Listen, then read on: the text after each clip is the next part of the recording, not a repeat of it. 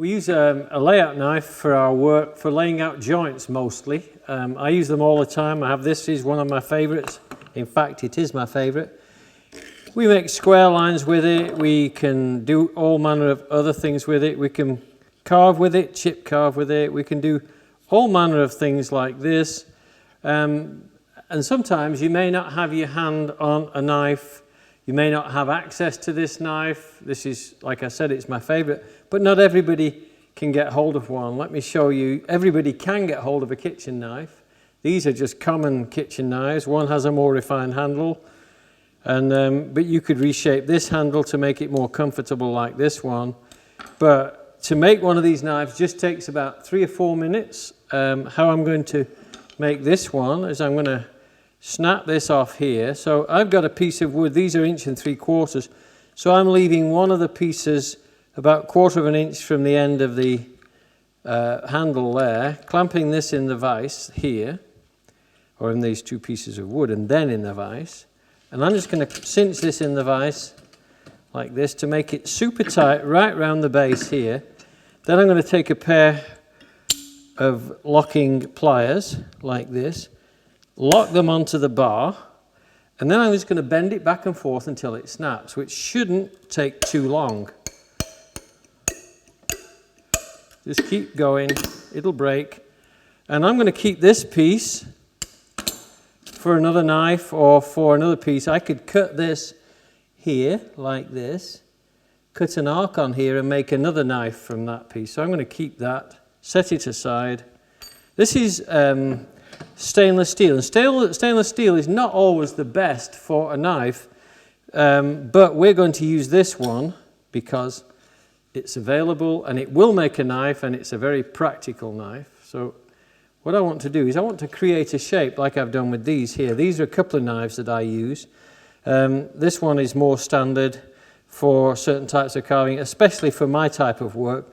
Here you might use this for more carving work, chip carving work, whatever type of work you want. But you can make all types, different shapes that will work for you. So I want to take this back off here, along here, and I don't really need the line because I'm just going to eyeball this till I get the shape that I want. But I'm going to basically take this off here. So to do that, I have to create a vise because this is a woodworking vise, not a metalworking vise.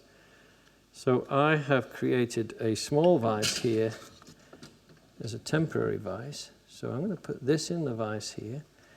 Now I have to file this down, and this needs to be super tight. So I need to go maybe even lower into the vise so it really grips this.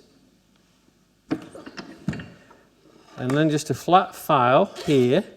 And I'm going along here. If I go across, listen, it will cut, but this way will cut a lot faster and a much bigger area. And I just keep going on here until I've got my shape down.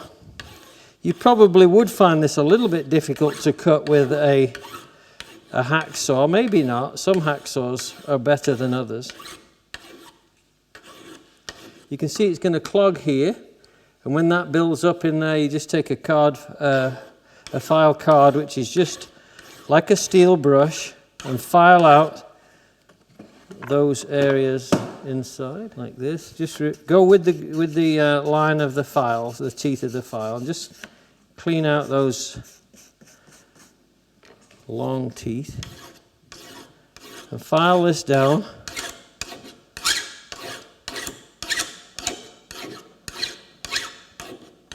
Until you get the shape you want. So I'm taking the main long part of this off.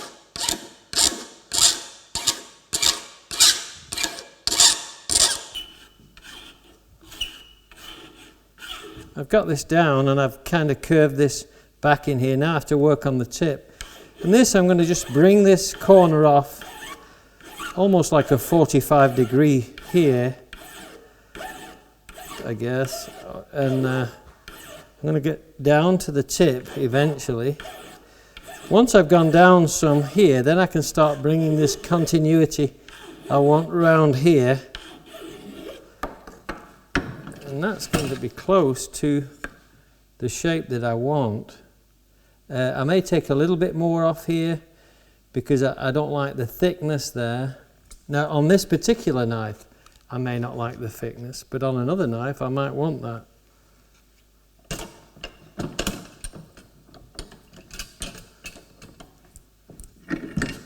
So a bit more off the hump here. And then the continuous stroke from the top here, right down onto the very tip. This would make a very nice layout knife. Here I'm just going to break the corners with the file to take that off. Now I don't need this edge to be sharp for my particular knife. I don't have to do anything here. This will reach inside very nicely into the area that I want to reach to. I could go with a sharper point if I wanted to. This is going to be fine. So all I've got left to do to this now is to make it work with a sharp edge. So what I'm doing, the knife edge is already beveled nicely for me. So first of all, I'm going to just take a fine file. This is a fine file, and I just file the bevel, basically following the same bevel that's on the knife, but actually increasing it slightly just to give it a little extra strength. Now there is light reflecting off the edge, which I expected because this is an old kitchen knife that was probably not sharpened in years. Same on this one here. If it's flexing too much here, just take almost anything and slip it under here and drop, as long as it's out of the way, drop it down underneath here, and that will stop it from bending. Piece of wood, pencil, almost anything. And I'm keeping that bevel all the way to the edge. Can you see in there? See how the light's reflecting off the bevel just slightly there. So I go until the edge no longer has a shine. See, I can't cut myself on here. It's just not even sharp. So I'm going to keep going with the file. Another way you could do this is just make a platform here, and you can file it on top of the bench top like this, perfectly safely. So keep working the bevel. So this is a fine file, but it's not super fine. So right now, I'm just taking this down to get near to a cutting edge. Then I'm going to go with this one. If you've got one of these, if you don't have one of these, you could just wrap a piece of sandpaper, fine sandpaper, maybe 400 grit, start at 400, go to 600, then 800 if you want to, and you can get right onto this edge. And this one, we're going to use just a circular motion here. So it's cutting on the forward and the backward stroke because these are diamond particles. This is a medium grit right now. And I'm looking on the edge until I feel, and then I feel on this side, because I want a burr on one side. This will put if I file this side, it's going to put the burr on this side, and I don't have it yet. And usually I work both sides equally.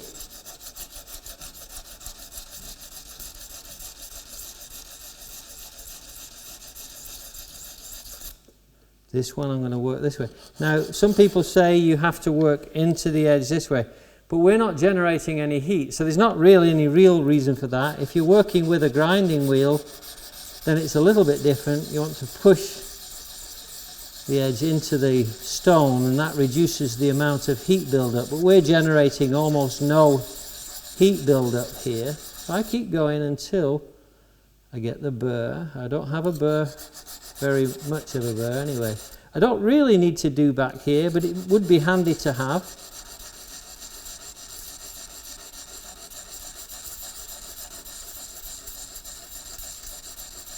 One thing I did when I was breaking this, I have a slight bend on the end.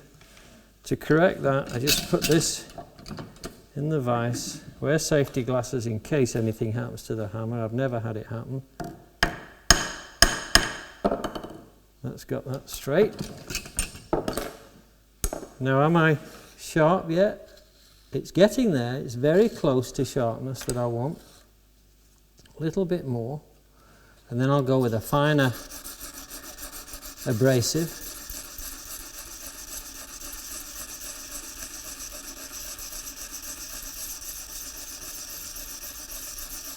You can put water on this paddle as well, on the diamond, as that will stop it from clogging.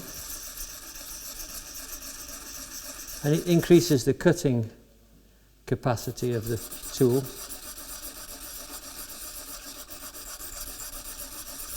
Keep going, don't give up yet.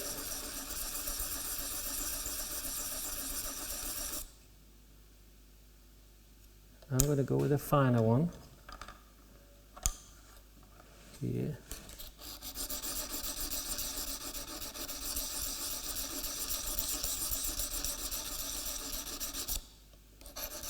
And then my last stage is to go on a strop, which is just a piece of leather glued to a block of wood. The strop will take off any burr and it'll actually continue sharpening because I charge it with chromium oxide, which is an abrasive impregnated into the surface of the strop, just by rubbing onto the surface of the strop. So there, now I have a burr all the way along. This is my strop, and I've charged this with chromium oxide, which is just a buffing compound, like this. So I just charge the surface with this across here, and then I pull this like this, maybe 30 times, 40 times along this back bevel. Keep it as low as you were filing or honing at. Keep it very low in angle. Can you see how low that is? So now I've got one side done. So I'm pulling now, and I can see the burr is folding back and forth. So you can only trail it. You can't go in this direction, because if you go in this, you're going to cut the surface of your leather. Now this edge is getting very, very sharp. This is surgically sharp now, so be very careful with it. And that's it. Clean off with another strop. This has got no abrasive in it, so you can clean off this bevel. And that is your knife ready for using to create your knife walls, for laying out your dovetails. Now I feel that binding in the cut, so it's pulling in the cut, but very nice, crisp, clean edge, like this. So I get this beautiful, crisp, clean cut with it, and I can, as I did before, use this now to chip carve with if I want to. Cut the leaves for my saw handle or whatever else. That's it. So there is your handmade, homemade kitchen knife into a layout knife.